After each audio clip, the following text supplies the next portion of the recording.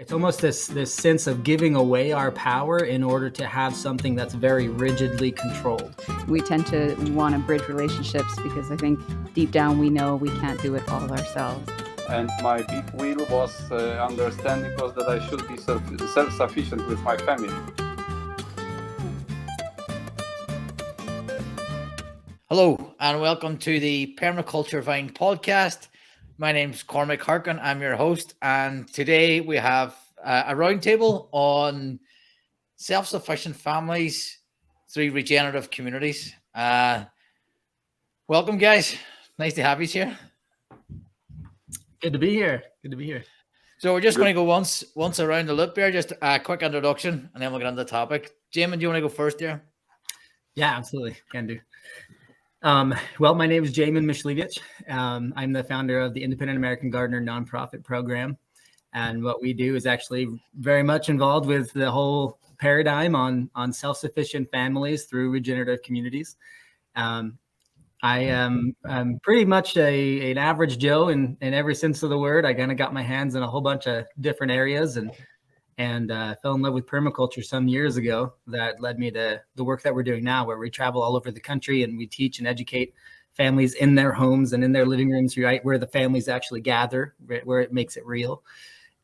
We get into the backyard and we teach everybody from the more expert and experienced individual to the 4-year-old that's just running around getting their hands in the dirt with us. We have a lot of fun, but we do a whole bunch of different things. And I guess kind of take a minute just to talk about the importance of. We'll get back to that. We'll just do a quick intro just to get everybody in the room. Lindsay, do you want to go next? Just Sure. 30 seconds.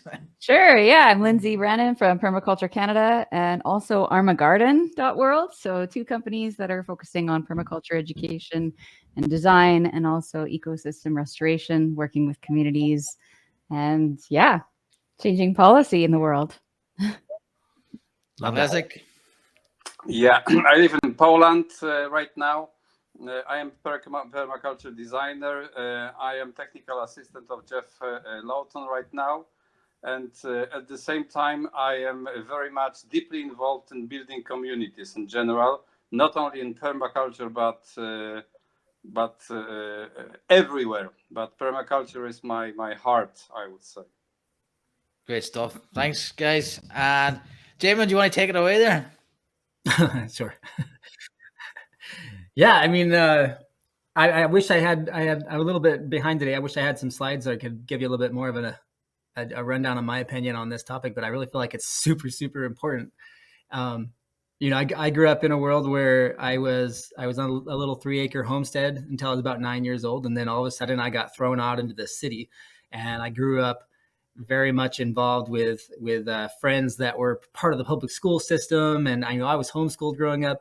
And then it kind of went into trying to be a jack of all trades, right? My dad was an electrical engineer. And so I followed him in the path of trying to get academically educated. And then my mom was a holistic health coach. And so I was trying to stay connected to the world of things, and the be raw and real with it. But just trying to navigate and find my own path in life, I started to see this dynamic in people. I started to realize that, there's this split. It's almost like the world wants to go in 2 different directions. The one direction is we're so consumed with the technology, with it's almost this sense of giving away our power in order to have something that's very rigidly controlled, something that's very much kind of lined up and set in stone for us. And we can just plug and play and do it that way because it's the system, it's the way that things work. It's always been that way. And, one generation after another, we all just kind of fall in line and do it. And then there's this other split where people are getting this, almost like there's this wave in the air. Everybody's getting this aha, and they're realizing, wait a minute, something is off. So there's a little bit of something that doesn't align with my inner feeling, that inner voice that I have. And you find those individuals changing the world. They're doing incredible things. They're entrepreneurs. They're connecting individuals like you are now, Cormac. There's just a lot of really incredible directions that people are able to take their creativity and create new systems. And there's this quote that I absolutely love. It was, you never change anything by fighting against the existing reality. Rather, build a new system that makes the old one obsolete. And I believe that that's where this self-sufficient family through regenerative communities kind of thinking goes, is that we're building a new system where the family is the fundamental voice. The family is that foundation of the new society that can perpetuate itself, and rather than the job or rather than the economy being the focus or the technology. And so for me, a regenerative community means that the family itself can perpetuate and continue and grow and, take advantage of all the technological things and amazing different, resources we have in our day and age, but they're not forgetting to pave a new course that's unexplored, and they're being very much circular in their thinking. Lindsay, do you want to go next? Yeah, I'd like you to state the question again. I just jumped into the rabbit hole with Jamon. So can All you right. say the question? Yeah, so basically the conversations, self-sufficient families through regenerative communities. Okay, just a topic there. So, well, I'm just going to still just go off the strain from his seed of an idea. And I feel like, so we have this idea of self-reliance, right? And I kind of feel like self-reliance is a little bit of a myth, right? You can't be good at everything. And I think that's why we often, as permaculturalists, we tend to organize ourselves in these little ecologies. And we tend to want to bridge relationships because I think deep down we know we can't do it all ourselves. And I think when it comes to homesteading and creating, like a place where you want to live for your family, it includes community, and that self-reliant piece is only possible with the inclusion of community, and bridging our resources and sharing our knowledge and co-regulating our nervous system and all of this sort of thing. So I feel like there's so much potential in terms of what we can do with this model. I think that the idea of eco-communities kind of comes with a certain framework of what it looks like for people. So I can see how that's diversified a ton over the past couple of years, because not everybody wants to, live in the same spot or whatnot. They want to have that sense of community, but they also want their sense of privacy. So I'm seeing a lot of that. And I think initially, 15 years ago, when you talk about eco communities, it was more like everybody's kind of like living together and it's really tight knit quarters, right? And then a lot of social aspects of this came up for those people that were creating communities, right? Where it was like, well, now it's the peopling part of it, right? So there's a whole element of that comes along with community in terms of like how to have healthy relationships and communication and, respect boundaries and things like that. So there's so many levels to work on with this sort of model of creating community. And I'm just really excited about the potential. As I said, I have 2 companies that I'm starting. So the Garden one is really stemming from the homesteader prepper community of people that are like-minded and willing to do the work to do this sort of lifestyle, because it does take effort, right? And it does take commitment, and it takes having aligned visions with each other. But ultimately, we start to attract the people that we really do resonate with. And when we want to make a dream work together, we're so much more powerful. So yeah, I think there's a lot of divinity in what's coming to be in terms of people and how they're organizing themselves and how we are redesigning the new world right now. It's exciting. So my journey with permaculture and later on with communities started like 10 years ago when I understood where the world is going. And my big wheel was understanding was that I should be self-sufficient with my family. But very soon, not very soon, but after a couple of years, I understood that that's to be self-sufficient within a family. That's only theory. That's just not possible. Unless you have a community around, you will be never self-sufficient. It's just not possible. And that brought me to the community building stuff, and which for me formulates the second rule or the second, let's call it a rule of permaculture, which is care about people, care of people.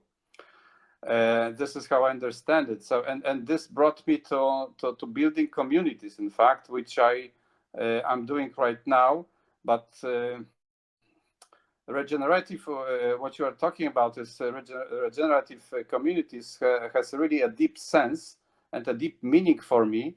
But the thing for me was to understand what a community is. And this brought me to Scott Peck's methodology of building communities and understanding that communities does not necessarily has to do with people. Or at least with individuals. It's rather a state of mind, which is a common mind, which we get into in order to create community. And it was a very deep experience for me, which meant that first, in order to build a community, because community consists like of two elements. One is internal and the other is external. And at least in my country, what eco villages and permaculture villages are trying to do, and they never succeed, is they start with the structure. They start with what are we doing together? How we go about problems of food shortages, of water shortages, and so on and so on. How do we organize? And it never succeeded because they were not able to build this inner common mind, I would say. And for me, this is the most important thing in order to create any community, whether it is community of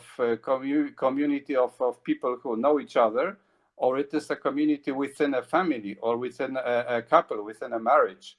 If they don't do it, it's just external form of it. Summarizing it, what I'm involved in right now is, on one hand, is permaculture as a designer and assistant of Jeff Lawton with PDC. But on the other hand, what I'm doing, I'm deeply involved in creating this community building mindset among people. This is my understanding of regenerative community, in fact. Thanks, Leszek. A lot to think about there. So my perspective on this is, if I look at sort of strengths, weaknesses, one of my biggest weaknesses is local community.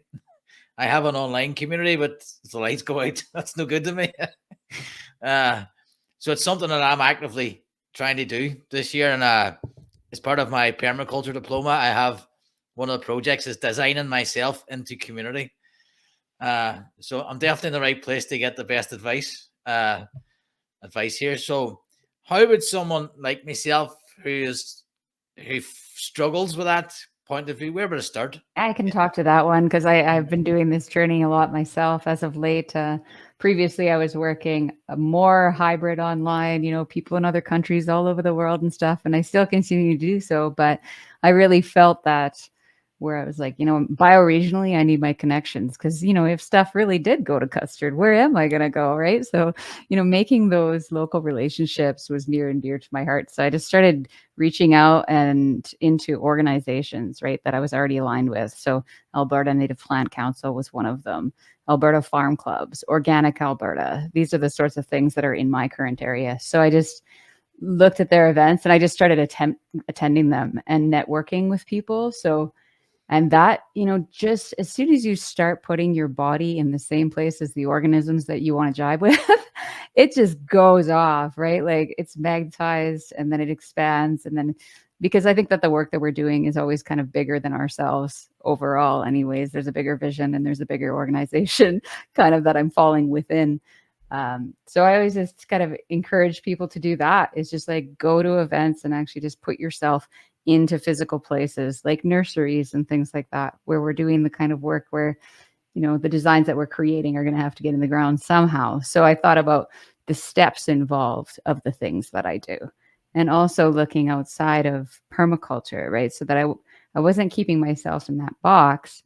I was looking out into the regenerative ag community. I was looking out into, even accounting and marketing, like organizations that I would end up, calling on for assistance with my own endeavors that are outside of my current career realm as well. So I encourage you to open up that box too, because it'll start to stimulate ideas of other ways that you can collaborate and maybe organizations that you would collaborate with that have nothing to do with permaculture, but you can see yourself in there. That's where I'd start. Talk to people like you are, right? Like face-to-face talking. Yeah. Can I add a bit to that one there? That I think that for me, you said something in there that totally rang true. I was thinking kind of like the mycorrhizal fungi network in the ground. It connects to all these different living organisms in the forest. And if you put that visual into your networking, every time you reach out and you touch another tree, right, you connect to another individual, another organization, there's almost a ripple effect. You can't stop. Everything else around it starts to bloom. Everything else around it has this domino. Mycorrhizal fungi has this cool relationship with palm trees, where it will mine phosphate and move it through the ground to the palm tree in exchange for sugars. And so in that process, it's blooming all these other plants along the forest floor. And it's just super cool to see that happen when you're doing it in business or you're doing it with your family. We'd go to an event, and I did this class out in Idaho. There were 65 people in the room in this community center. And I was teaching this group how to build hugelkultur beds, intro on permaculture, food forests, all these things.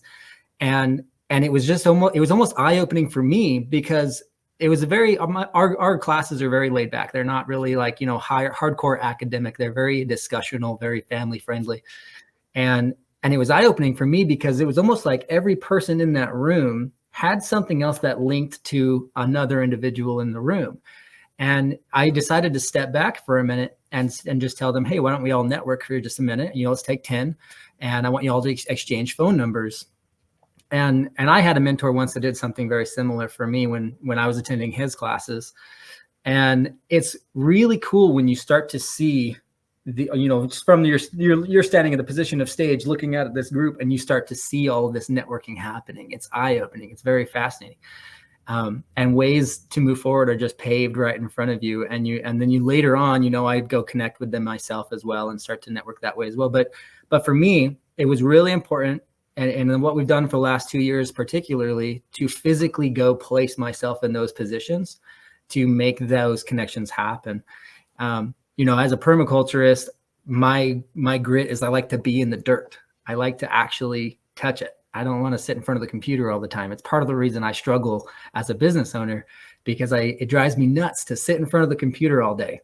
But when you get outside and you start to talk to people, you start to put your hands in the ground and demonstrate and actually do it, then it's almost like the connections show up for you. You don't have to find them. They just kind of walk in and cross your path. All you have to do is catch them when they pass by. And things will start to pave for you. It's just really fascinating to me. When I'm listening to you, I have an impression that there is the whole spectrum of what we might understand as community, first of all. Because on one hand, community might mean that there is a group of loosely somehow networked people who have something in common, but they are not making a living out of it. And on the other side of spectrum are people who are really living together, sharing resources, having the same income. So there is a challenge of how to divide the work, how to share income, and who is doing what, and so on and so on. And for these experiments, I would say, I'm looking very thoroughly. I'm not doing it myself, but as I'm observing like 3 or 4 communities who are trying to do it, because these people really have to sacrifice sometimes a lot. Because first thing which they have to sacrifice is in fact their possessions. Because everything has to be communalized. Everything has to be common. Everything has to be same in order that we really have this fair share and the same understanding of what a community is. and that's very, very difficult. It's extremely challenging for people to do it. But on the other hand, of course, we have initiatives like we are just having different source of incomes. You are separate families, you are separate individuals or groups of people, and we are trying to do something together in terms of either permaculture. And I think that and there is everything which is in between, of course. And I think that all of these forms are okay as long as people are doing something which really is deeply in the care of the earth, understanding of permaculture. For me, the community side would be, I don't think I could do an eco village. For me, community would be, you sort of put your own oxygen mask on first and get your own place sorted, and then you meet with like-minded people on certain things, but essentially do your own. Going on to an eco village for me would be crazy. I don't think I could cope with. I wouldn't mind having like the community-centric building, but like give me my own 40 acres and I don't want to see you guys. But like let's hang out and like share each other's energy. Like let's make soap. Okay, today let's make bread. Let's make, those sorts of things, or, to be able to exchange your energy to build things and to have people at not your disposal, because that's the worst way to say it, but like people that are willing and wanting to hang out and, have a good time, share food and get something done, and then do that for each other. Like, I think that'd be phenomenal. I think that's awesome. There's this community out near us. It's the Hutterites, and they, I don't know very much about how they operate, but I do know that they have this daily gathering for lunch where all of them come out together to do this one single meal as a group, and then they all go back home and they're like, leave me alone. and it's awesome because it's a functioning community. They're thriving, they're doing great, but they're all very much strict. They have their standard of, this is when we talk and this is when I'm having private time with my family. I think it's important. Yeah, and the range of them as well. I think like it's like you have the Paul Wheaton sort of example where he's the dictator. These are the rules. If you don't like it, go somewhere else. To the let's make every single decision together. Let's have committees, and so the two extremes. Everybody's got a place in that spectrum that they need to find, I think. Mm-hmm. I tried this idea of community first with my own family, and that was wild.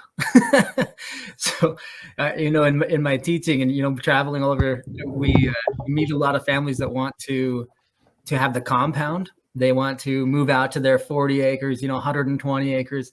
And they want, every sibling to have a house and their own surrounding acreage. And they want the communal area, and they want it to be all eco-friendly, and they want the pond, maybe just a couple head of cattle, and everybody's got their own garden and rain catching. It's just really beautiful vision. But what happens is that there's, in my experience anyways, there's a lot of humility required for individuals to gather like that, for them to sacrifice a piece of agency because of somebody else's, or what they'll do, because of how what they're doing influence somebody else. For example, there's this co-op in the backside of Utah, and that is it's kind of like out in the desert out there. You drive out there and it's just like you see sand devils everywhere, and you're like, there's people back here. And you get back there and you see that each one of them have a 2-acre plot, and there's like 120 different lots, and they're all required to, it's a co-op, so they actually own their land, but if they ever left, it would go back to the organization. And they're all required to meet a certain minimum set of things, like you got to have a well, you got to have a barn, you got to have a greenhouse and a garden, and there's just a couple bullet points that they have to have. And as I've worked with them, and we've done some designs for some of the lots, what I've realized is that there's a governmental dispute all the time over who, everybody comes with this great idea and this vision, But when it actually comes to creating the regenerative community, actually doing it, everybody has a different approach. And like I said just a minute ago, it takes a lot of humility to step over your approach and go, okay, you know what? I might not have all of the answers, or maybe my original vision was just slightly off kilter from really what it could be as a collective vision. And then try to get into it with them and try to, plug in better and try to be more of a puzzle piece in the whole grand vision, rather than trying to have your vision be the fit, the solve all.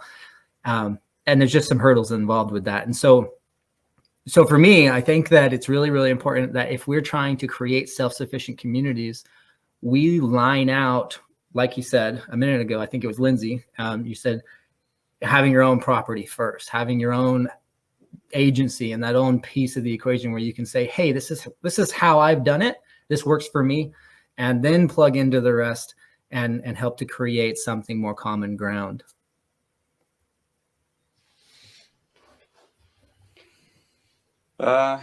If I can comment on this, because I have very similar experiences with communities, at least with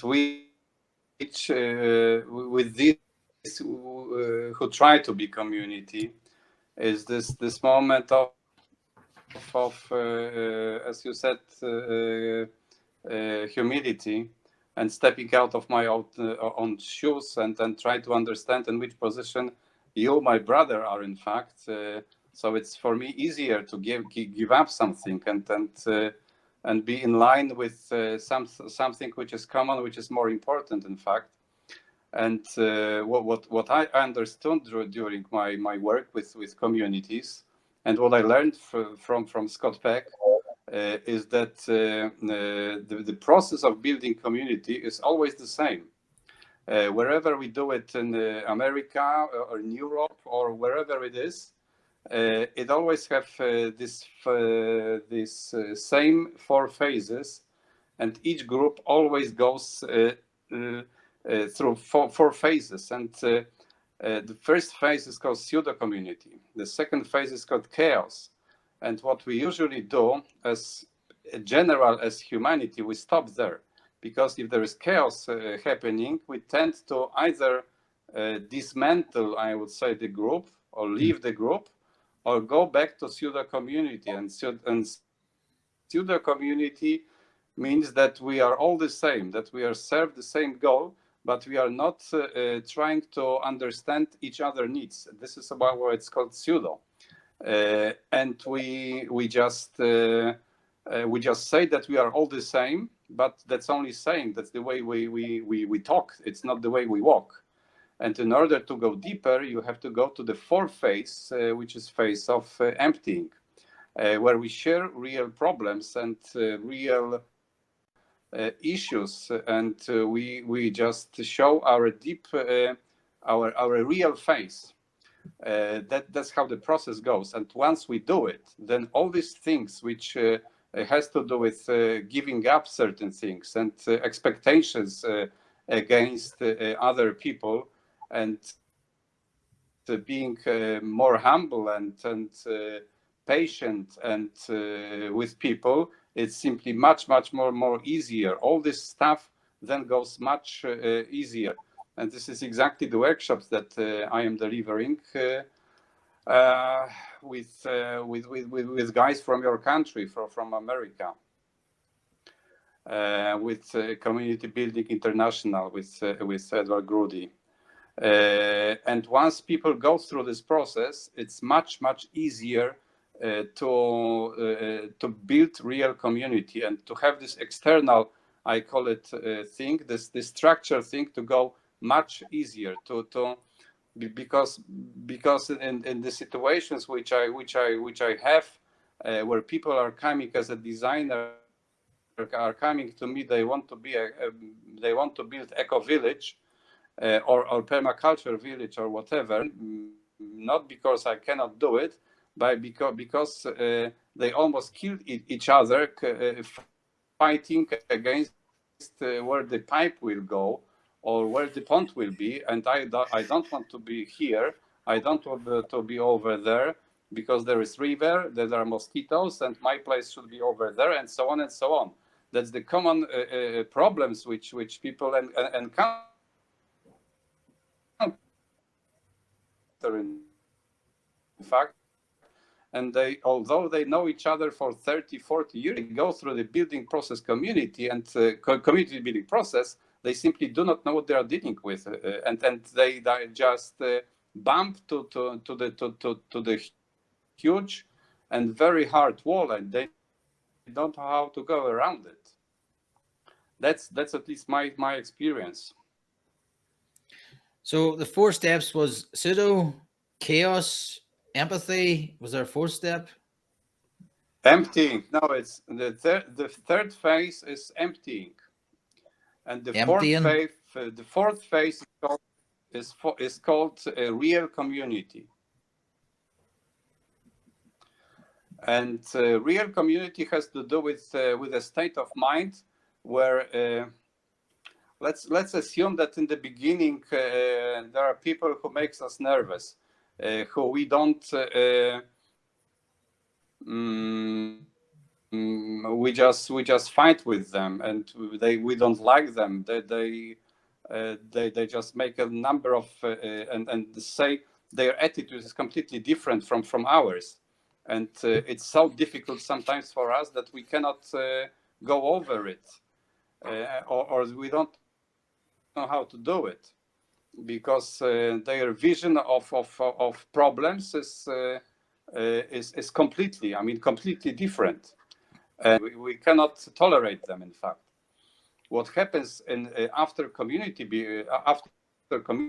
phase is that we still see these things, but they do not make us nervous at all. We absolutely can tolerate. We can step into their shoes and really deeply understand where are they coming from.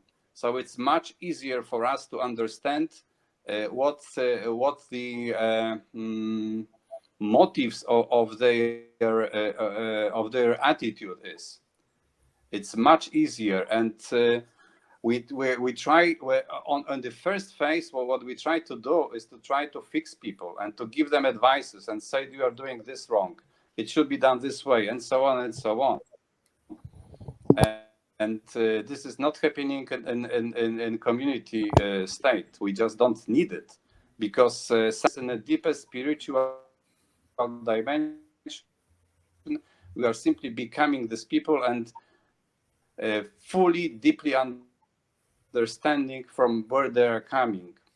And if we do it, if we become it, I would say, it is all the obstacles which we saw as obstacles in the beginning are not obstacles anymore. And this is what Scott Peck didn't created this process. He discovered this process as a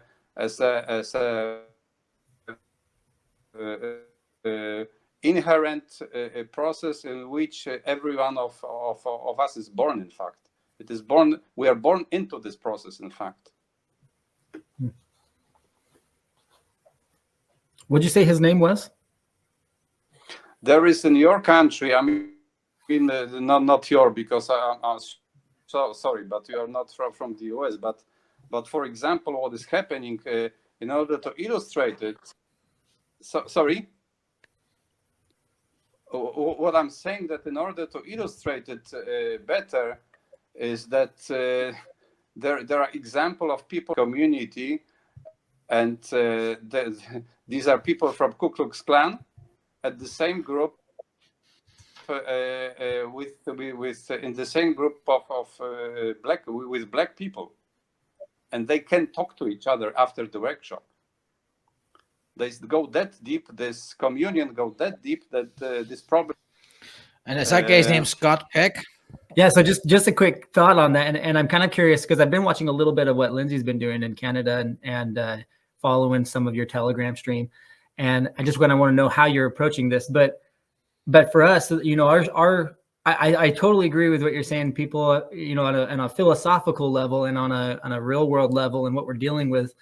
Leszek, there's all these different ways that people think and approach, and there's some of these patterns we're just dynamically born into, and we have to deal with and overcome as a people. And you know, we're not inherently a beehive. We're kind of all independent creatures trying to figure out how to function as well as a hive, right? and you know, creating all these cities and trying to figure it out. And it's interesting when you watch the dynamic of society, because they're not, you know, we are not very capable of giving up agency to the greater good.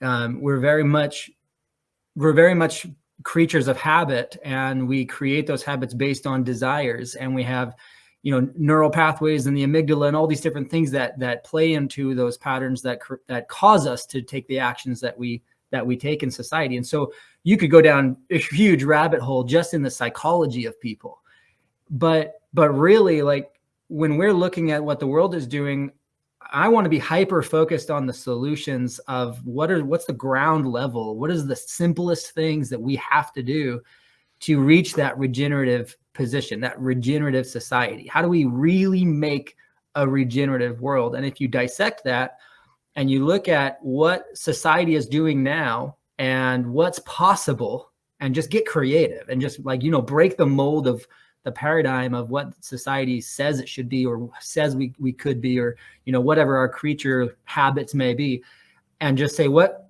is, in the most creative case, what is possible? And then look at it and say, okay, what do I do? What do I do from here to get to there? And how does me doing it affect my vicinity? And, you know, how does my ripple effect and my influence go even further? How does my influence here have an influence in this person's here, you know, and see how far you can carry that wave, and just go through that thought process, right? And so for me, when I sat down and I did this, I realized that for what we're doing, that we have this pillar systems. We call it the 4 pillars. It's the fundamental aspects of self-sufficiency. You have food, water, shelter, and surplus. And the reason that we prioritize those 4 pieces, these 4 pillars, is because in order for us to be a free people, in order for us to be creative and freely create and freely connect and freely drive and you know, feel ambition and chase it, we have to have the agency to do so. And the world that we're growing up in, the world our kids are growing up in, it's very much built on the back of systems and order and, you know, do or die, really. And there's consequences when we don't align ourselves with that system. And so we're now looking at the world in a position where we're saying, hey, it could be better. And by the next generation, it could be better. There could be more freedom. There could be more prosperity. There could be more abundance. Agriculture could be greener. We could get away from the chemical inputs and all of the things that our children are consuming daily. I just looked at a bag of cereal the other day, and it's got, you know, red 40, yellow 7, and like all these other things. And I'm just, you know, it's crazy to me the way that people have accepted the paradigm of just kind of cut and copy paste the seamless systems that have already been designed without questioning them. And so we look at it and we say, okay, what if everybody was self-sufficient? What if you actually could be self-sufficient in your sufficient level, right? Maybe not totally self-reliant, but totally self-sufficient, where you can say, hey, what I have, my food, my water, my shelter, and the energy systems associated with that, and my surplus that I'm exporting from my land is sufficient for me. It may not be abundant. It may not be, you know, totally self-reliant, but it could be self-sufficient. What if, right? And then if you take that what if thought and you build on that just a little bit, you say, well, what if not just me, but also my neighbor, and also that neighbor, and also that neighbor, and also that neighbor, all the way down the street. And, you know, and just picture yourself in the middle of the street and see it in every single home all the way down the road. What if that level of self-sufficiency were reality? Would the city be self-sufficient? And then would people's mindset change a little bit, because the agency is there? There isn't such a survival mode. You know, I grew up in a family where we were really poor. And at 9 years old, we lost our farm. My parents went bankrupt, and I moved probably 7-8 times by the time I was 18. And I was just nonstop being, you know, I was used to not having enough. And so for me, I had to get thrifty. I had to get creative. I had to find ways that were outside of the normal approach to society in order to build relationships, in order to get resources, even to get jobs and education and all these things. And so I had to break the mold, I guess, into from the degenerative paradigm to the regenerative paradigm pretty early in life in order to succeed. And now I'm looking at it as, how can I help other families do the same thing, but expedite it? It doesn't need to take them decades to figure it out. What if we could teach our kids now? And so I want to be hyper focused on what those pillars are, and what, how do we take the blueprint of, hey, food, water, shelter, and surplus, and just plug it in one household at a time, and see how many households we can affect by the time you're passing the baton to the next generation. And, this organization's doing it at the same time as this organization's doing it, and they're passing batons back and forth. And then this organization is doing it, until eventually there are so many pebbles being thrown in the lake that the ripples are just immense. And this is how you change the world. And so I don't like getting caught up in the psychology as much as I like to be caught up in the solutions. But you can't ignore the psychology, because people are creatures of habit. And so it's really quite a complex thing to what we're doing here, and trying to solve the world's greatest problems. I think Lindsay, you're involved with food forest abundance, right? I hear that gets said every so often. We're solving the world's greatest problems through food forests. I think that's a cornerstone, right? And then there's Verge Permaculture out there educating and traveling and teaching, just like we were just not too long ago. I took a PDC with Rob Avis and went through with them when they first went online. And you see other organizations doing these amazing things. And when you plug those together and you overcome that psychological barrier and just kind of let yourself explode into this creative mindset, creative thinking, solutions are just everywhere. It's really not as complicated as people make it.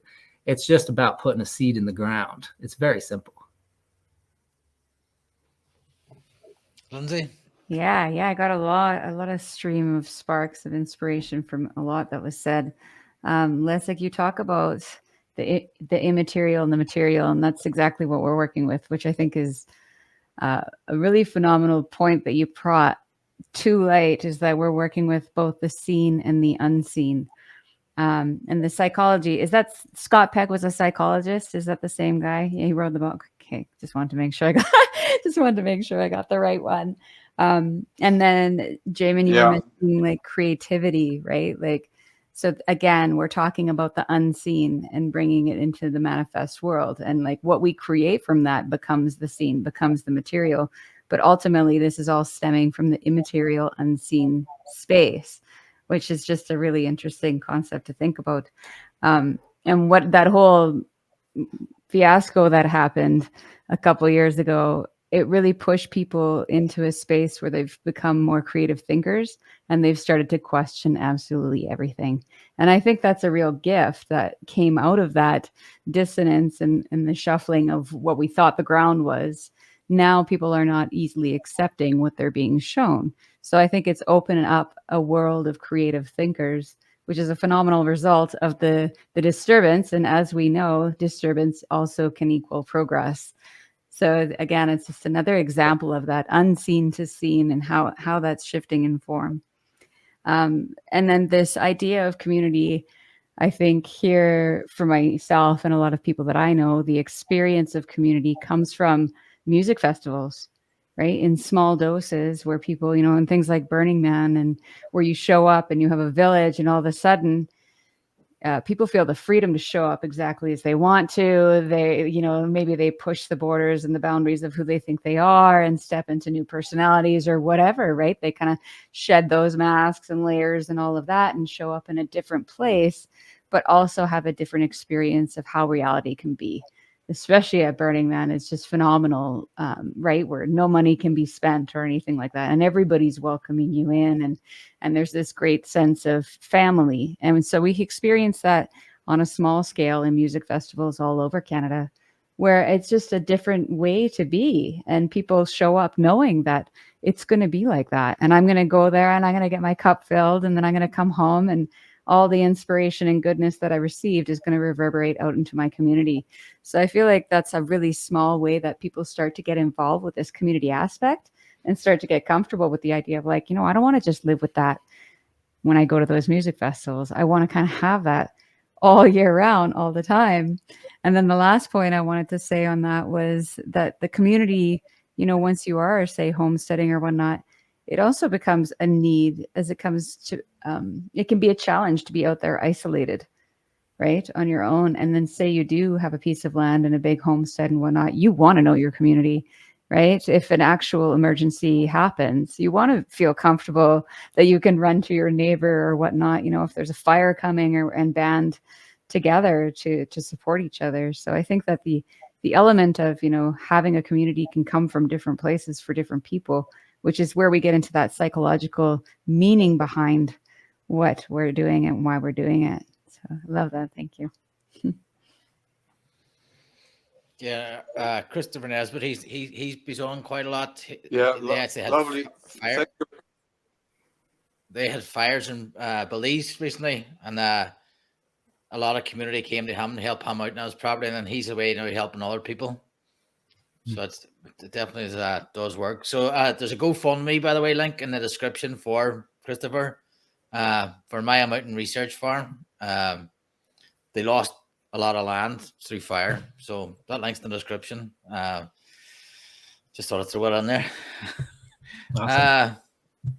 Any other thoughts? Any other final thoughts on the topic? And can I add one more piece to that, just because you mentioned the fires for a minute?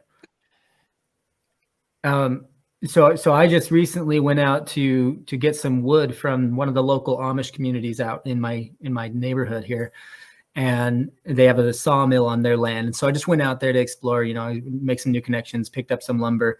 But while I showed up, there just happened to be this other gentleman.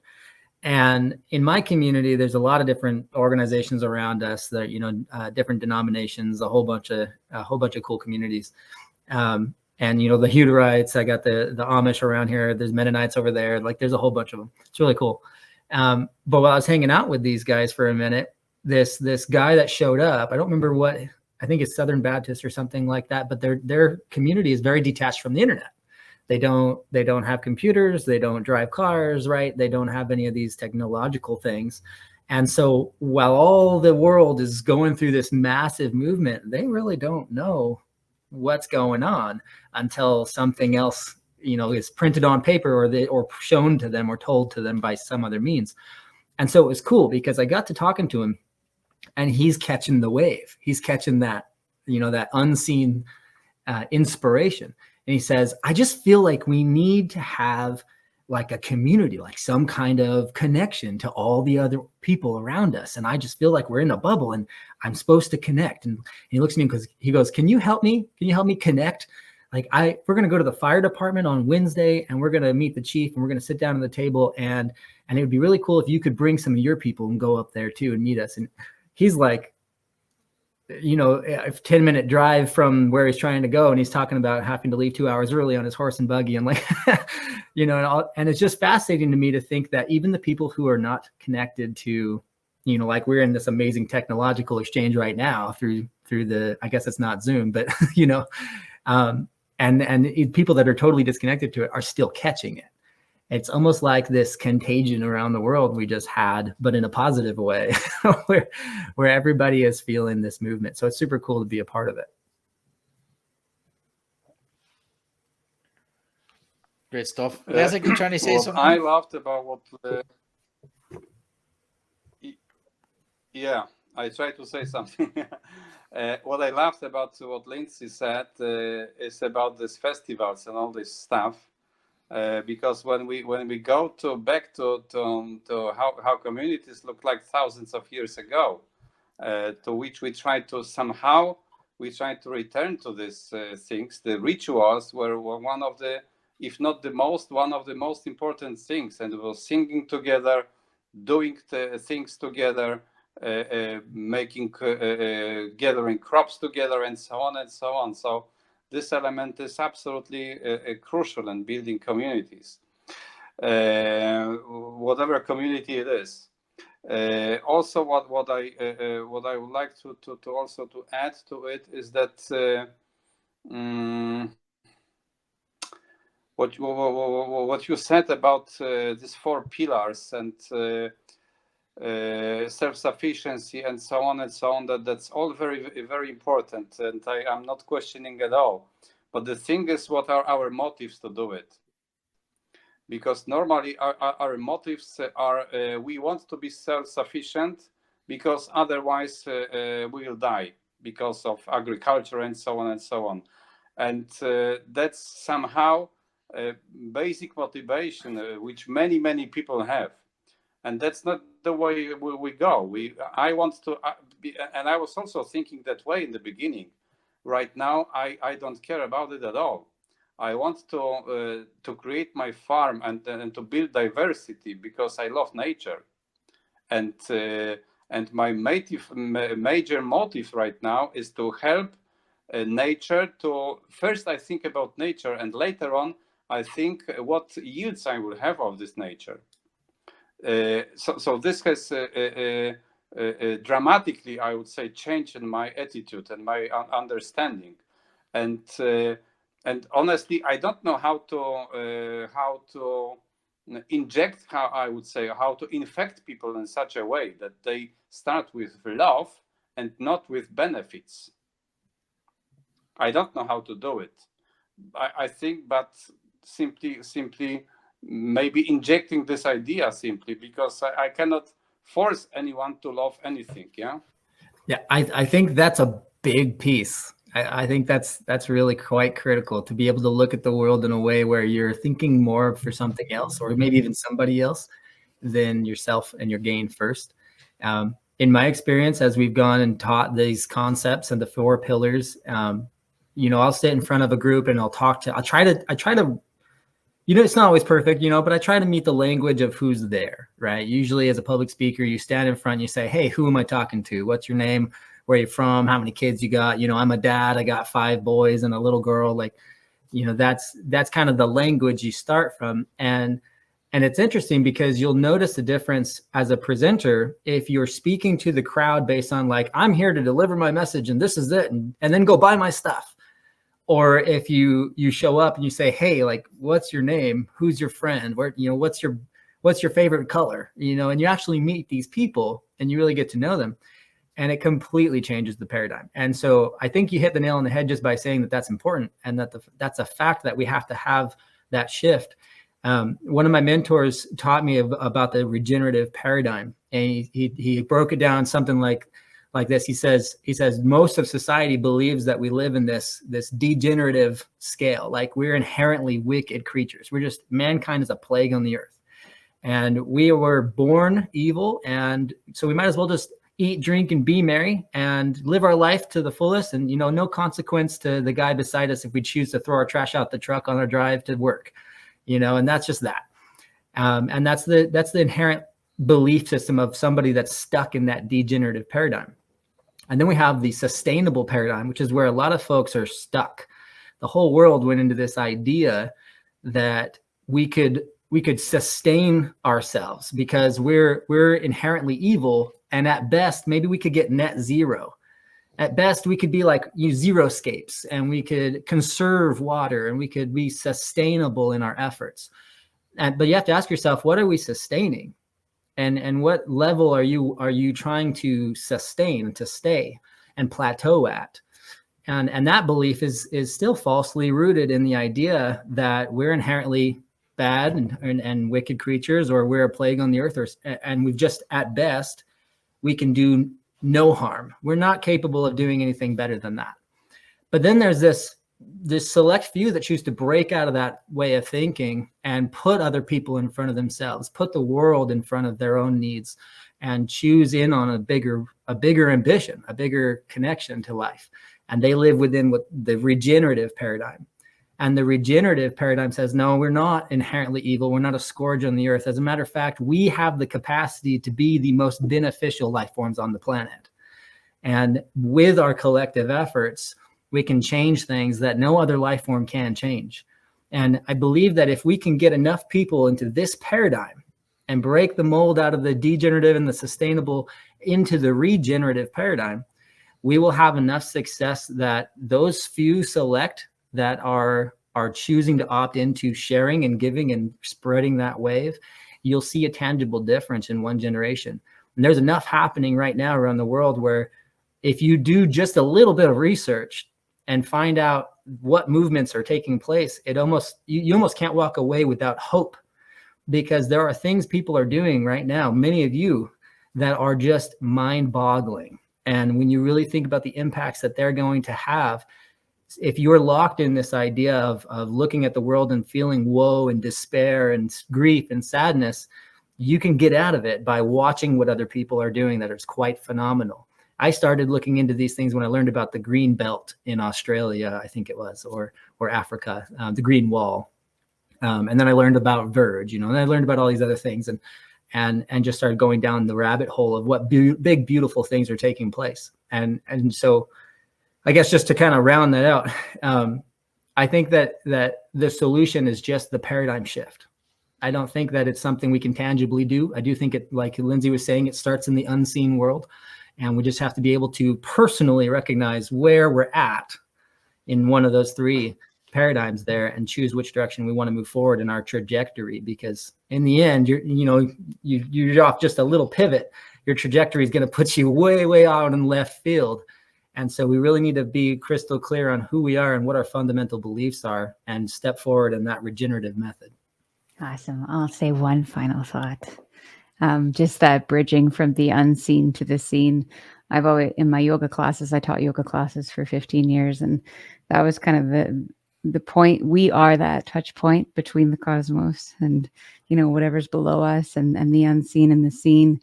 And we are the movers and shakers on the earth. We're the ones that bring those things into form. So yeah, get out there and inspire as many people as you can to do it, because one person makes a big amount of change. 100% agree to both of you. What I would only add is that to be enthusiastic is much easier when you are together. Because when something is really difficult for me and I'm not able to carry it, my brother will carry it with me or for me. That's one. Great.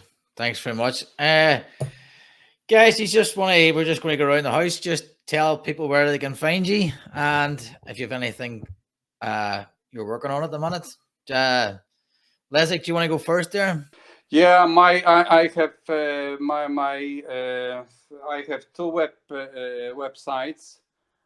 One is called it's in Polish. It will be difficult, and the other is and it has to do with communities. It is called Fullness of Community, and the other is Permaculture Designs. Great. I'll put all the links in the description. These are both my websites, but probably it will be better if I send you my and you add it as in writing. Yeah, we'll do that. We'll put all the links in the show notes. Jamon, do you want to give your links or anything you're working on? Sure. Yeah, you can find me at tiagcommunities.org, TIAG communities.org. That's where we kind of try to bring everybody together. You can also jump on our Telegram at t.me/TIAG chat, TIAG chat. I think really what we're working on the most right now is the hub project. We're trying really hard to build our model of what a closed loop community and closed loop economy would look like. Our vision for that is urban hubs and rural hubs inside counties. And we want to spread that across the United States. And we're focusing right now in Missouri. Here we're at our home base. I'm actually in one of the hubs now. And then we're moving on to the next most populated area in our community, which happens to be the Idaho, Wyoming, and Utah corner right there where they mix. And then we want to see that same thing happen down in South Carolina and in Kingman, Arizona. So we're kind of working on a lot of different angles right now. That's where we're pitching this. But the hope is that the hub project can demonstrate how permaculture can actually be implemented, because there's this gap between, design and implementation. We want to bridge that for people, and we want to be able to create that proof of concept where families can come and see what this is, see what a design looks like in real tangible form, and then take that education, spend a 3-day workshop with us, and then take that home and build the ripple out where they're at. So we're real and tangible TIAG communities can begin. So that's kind of where we're at. Our efforts are centralized now, but again, you can find it all at tiagcommunities.org. Lindsay? Awesome. Yeah, I am running a design firm at Permaculture Canada, and we design anything from small scale yards to full scale ecological restoration projects. Working with schools, working with organizations, community organizations, doing consulting as well as site visits and on-site consultation. And we also have a Telegram chat at Permaculture Canada, and you can hit me up on all the socials and YouTube, Instagram, TikTok, Facebook, all at Permaculture Canada. And then I'm also starting armagarden.world. So that's in progress, and that's a whole new design model, more permaculture demonstration, more of this community organization mentality, a little bit more of the self-reliant communities, people preppers, homesteaders, people that are in it to win it and love the lifestyle sort of thing. Yeah, so that'll be coming up online soon. That's great. Thank you, Lindsay. Thank you, guys. I'm definitely a lot more educated about communities and a better idea of where to start after that. So for the audience, that's been the Permaculture Vine Podcast, and we'll see you all next week. Thanks.